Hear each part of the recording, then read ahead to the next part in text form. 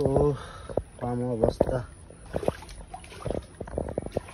বানপানীয়ে নষ্ট কৰি দিলে জীৱন ধ্বংস হৈ গ'ল।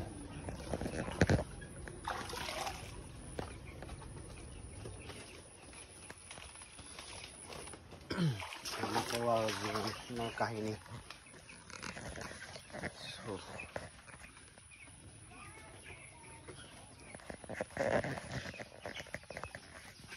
সকলোকে মোৰ ইউটিউব চেনেলটোলৈ আৰু আজি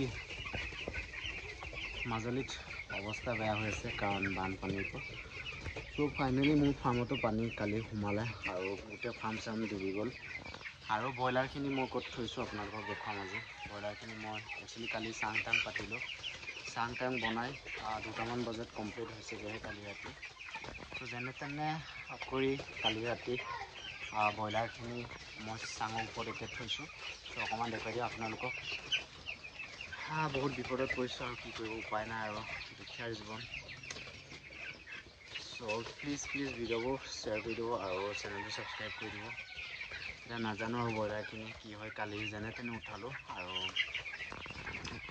চ' এনেকৈ থৈছোঁ এতিয়া চাং পাতি ব্ৰইলাৰখিনি। চ' আপোনালোকো অলপ দেখুৱাম।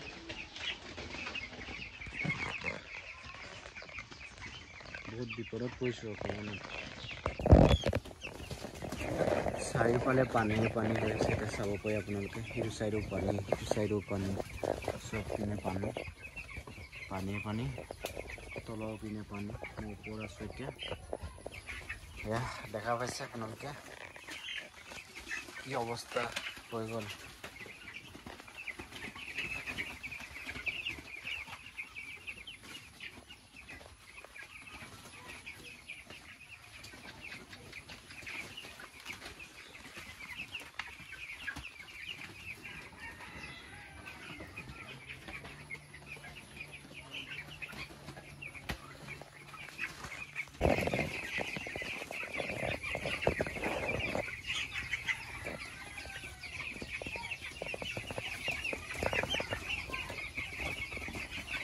হে ভগৱান, কি কৰিব উপায় নাই। কালি ৰাতি পানী হ'ল,